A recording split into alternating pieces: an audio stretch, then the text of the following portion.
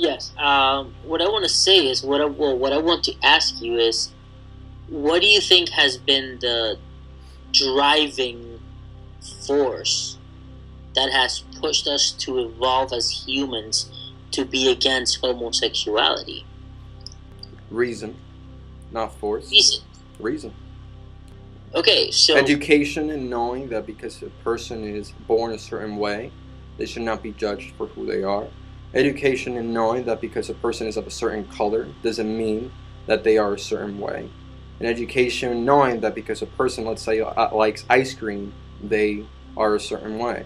It's just reasoning and understanding that a person should be judged in accordance with their character. So where has like our reasoning changed? So for example, homosexuality was okay a few thousand years ago. Where did our reason change? Like, when the introduction of mysticism entered the world, such as in the Dark Ages, religion had a big grip, where people stopped believing in reason as a tool for man's cognition, but where divine intervention came the tool of man's capability of learning, where basically your knowledge was obtained by what a group of individuals or a platonic forms or whatever dictated to you what was knowledge, instead of looking at reality and conceptualizing from it and coming to your conclusions. When you are a form of a mystic, you're a form of a dictator, in the sense that the only way you obtain truth is by some mystic force or something says, and you follow that regardless, and you don't question it. So that's where I would say that would have been a drop. But okay, and what got us out of the Middle Age? Reason, right? I would say Thomas Aquinas. Yeah, agreed. Because he was influenced by Aristotle. Thank God. I completely agree with you on that point. Yeah. What I want to say is, though, we've become, our recent changes, right? We get smarter as humans. We evolve. Our perspective in life changes, right? Yeah, it changes with the basically philosophical ambience that predominates in the intellectual society, which right now Of course, yeah.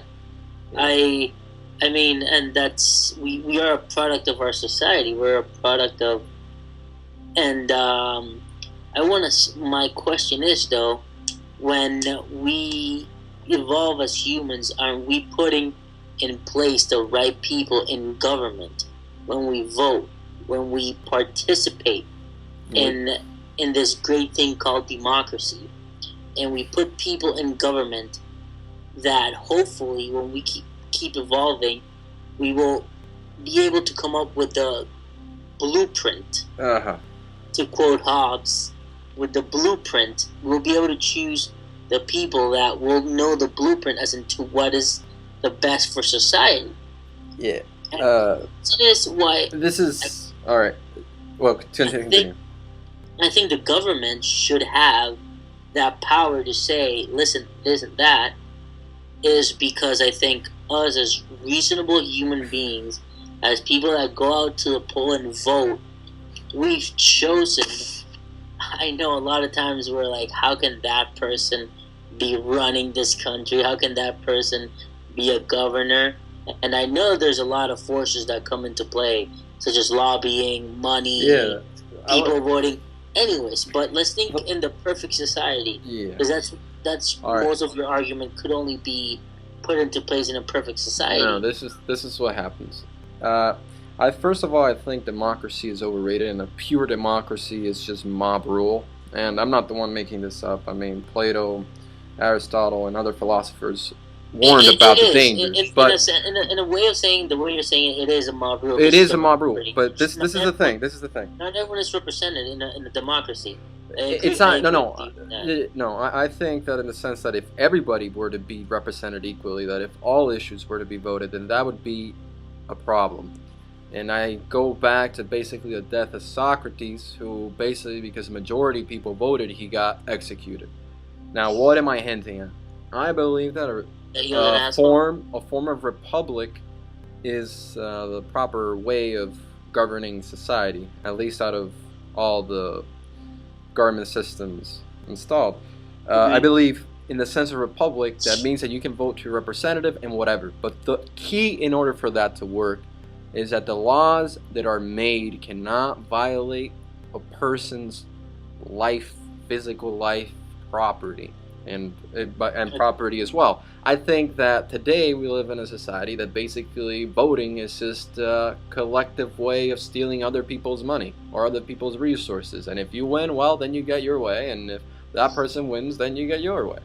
And I think that is a problem that we have today, that people's life and dignity are not respected. And they're just taken for granted because the majority is more important than the individual. And I think that is very dangerous. And when we have politicians who can have the power to tell you with who you got to associate when the only thing that you're saying is no, then we also can have the ability of having politicians of telling you with who you cannot associate or with who they can discriminate against. And again, I will repeat this, but by forcing people to do something, you're not changing their minds. And the only way of fundamentally changing homophobia is by changing the way they think. And how do you do that? By entering in rational philosophical conversation. And I just really quick to the economic argument, or do you want me to hold back and you say something before I get into it? I just wanted to get into that though. It's but the way that you enter into a rational philosophical conversation is first by the government signaling that it's wrong. A little kid goes, "Mom," but you know the government doesn't have to Dad, signal. why is it? Listen to my point. Mm-hmm. If a little kid goes, "Mom, Dad, why is it illegal to not serve the gays?" Well, it is illegal to not serve the gays because it is wrong.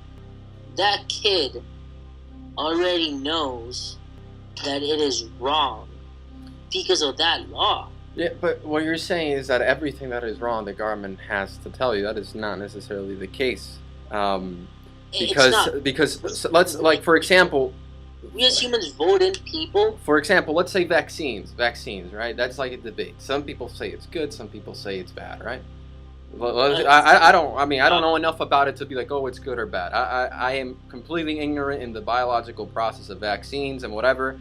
My instinct is I don't think they're bad, but I don't have like a thesis or a background research, so whatever. But the point is, it is something that is debated, and parents and people are like, well, I don't know if I want my kid to get a vaccine or no, right? How do you know if they're bad or not? Let people decide. Let people decide. At the end of the day, the reason why I say it's not harmful is because they're only affecting themselves by making a decision. And when when they say to someone, look, I don't want to interact with you, then that's completely fine because it's being done in a peaceful way. It's not being done like, I don't want to interact with you. Boom, shoot, I shoot you. No, it's just a matter of you saying, I don't want to interact with you. It's as if you had a club, let's say, and somebody who's super drunk, high off in cocaine or something, and you see that he's acting in a very sort of wrong way. You see he's up to something, and you're like, maybe I should prevent this person from entering because he's very drunk. I saw him kind of like in the parking lot pushing a girl or something, let's say, and you see that, and then he comes up to you, and you're like, excuse me, sir, we don't want you to enter. Should the government come in and be like, no, this person has to enter? That's completely wrong. Number one, because it's forcing you, and two, because it's not allowing you to associate freely with people. The government basically becomes a tyrant. Apples to oranges. But the same principle is there. Is the government tell you with who you need to associate? Okay, but I think that there's also some rationality to the government. There's never going to be a law that's going to pass in which you cannot enter an establishment because of your choices. Alright? Being drunk and high of cocaine is a choice. Being homosexual is not a choice. That might be my point of view, but it's also everyone's point of view. No, it's fine. I understand that, but... And the thing is that being drunk and high of cocaine is not a group that has been discriminated for years. I understand. That's why I started with everything, that because they have been discriminated for years, it does not mean that we shouldn't think about this objectively. I mean, the discrimination that has happened is a lot of times the government has allowed it. I mean, think of the Ku Klux Klan and all that stuff. If the government didn't step on it and no force was initiated, as soon as somebody like punches somebody else because of their way that they think, that is completely wrong, and I'm against that. What I'm saying is, for you saying no and being free to associate with people, you're not doing anything wrong.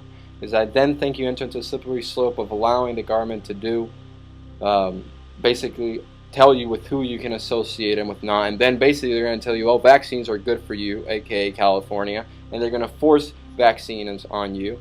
And they're going to start forcing a bunch of stuff because they think they know what is good for you. I ultimately think that as long as people are not hurting anybody else physically, they can have the decision of choosing what is best for them. And that kind of goes with the whole drug stuff. You know, people, the government says, oh, drugs are bad for you, therefore they should be illegal, right? Well, I do think, I mean, honestly, I do think, and this is where I do think the people that are in government should be the people that should know what's best for society. And we've obviously, I'm not saying that they're the smartest, I'm not saying they're the best, and that's a completely different argument, because we have to completely change our political landscape in order for that to be true, in order to achieve that, in which we have the best and most capable people in power. We don't have that. We don't have that in place right now. But I think that's where we have to aim for, is to have the best and most capable people in power, and then trusting them in knowing what's best for us. Yes, we disagree on that. You're like, how can one person know what's best for the collective? How can we give so much power to one person? That is absurd. That doesn't make sense. We as humans, we're selfish. We only care about us. And yes, I agree, but that's what I think that should differentiate. I think it would be beautiful if there was somebody who actually knew everything, but I think that is not what reality is. Just by the nature of how knowledge is learned, it is impossible for somebody to know everything. It is impossible. Well, but that's why there's not only one person. That's why there's a cabinet. Because the reason why it is impossible. That's why there's all this legislative branches. But let me put the reason why it is impossible is not because there's a certain amount of quantity and somebody needs to get that quantity. Like, let's say let's arbitrarily call 5 units of knowledge, right? 5 bytes or whatever. Bits you want to call it. This is 5 units. I understand what you're saying. Yeah. Let's say there's 5 units of knowledge, and one person can only handle one very smart person. Then you get another person. Then once you get 5, everybody knows everything. No, the reason why you can't know everything is first because human preferences are constantly changing. It is something ever changing, and nature in itself is constantly changing. So it is impossible to know everything, the exact location, and to know everybody's thoughts when it's something that is constantly changing. Even the person who is supposed to know everything, his thoughts and his personal preferences are constantly changing. Even if you had like a supercomputer, it's just constantly changing. You can't do it. I think it's a very neat idea that maybe somebody can know everything. I mean, you can call that God, I guess. It's not what I meant by knowing everything. It's just their decision. They are aware enough to be able to always make the decision that is best for everyone. I honestly, like, do you think, therefore, in theory, that the government knows what was best for you today in dinner? Like, you basically had like a bunch of alternatives, and then comes the government and tells you this is what you need to have to dinner. And then by that logic, if the government is supposed to know what is best for you, and at the end of the day what the government is individuals, then how do those individuals know what is best for them? I understand your philosophical disagreement. Your degree of relativity, of how you scale everything. But I do think, like, there are certain things that we cannot compare to every situation. We cannot say, oh, are you saying, what I'm trying to say is, oh, does the government say that they know what's the best time for you to go to the bathroom? No, that's trivial matters. That's not what I'm trying to talk about. And I understand. I understand your philosophical, and I understand your reasoning for you connecting those points, as into like what stops a government from saying what's the best speed limit. Exactly. What's the best anything? What's the best anything? Exactly. I understand that reasoning behind it, and it makes total sense. But my reasoning is these decisions is into like what I eat.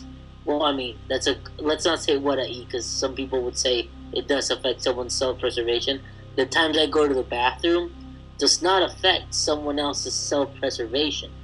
The government putting into law the speed limit, the government putting into law stop signs, the government saying that entity cannot discriminate against a certain group, is the government protecting everyone's in society's self-preservation. Yeah, everybody, but except that person's right to free judgment. That person's right to free thought. Like, let's say it's like a really hardcore priest, you know, like they have these hardcore beliefs, and then you come, you're like, no, I know what's better for you, you stupid, dumb F. You know, you don't know what's right. And this priest thinks he has found the truth, he has read the Bible, and the Bible literally says X, you know? Whether or not the Bible is right or wrong, it's besides the point. This person is not doing anything wrong by saying, I do not wish to, in a peaceful manner, associate myself with you. Call me bigoted or whatever, but God tells me not to. Let's just say that is the case. I mean, even if it were, let's say, like an atheist. An atheist were like, I don't want to associate with homosexuals because of X, Y, Z. Or I don't want to associate with straight people because of X, Y, Z. You know? They're just saying no in a peaceful way, but what you want to do is take that peaceful way away and put the gun and say, no, you got to associate. Screw you for what you think. You're not worth anything. You're a piece of shit, basically. What matters is this group of people, that minority has been discriminated. But, if you're discriminating, like me, the government discriminating against you, I don't care. You're worthless. What matters is that group.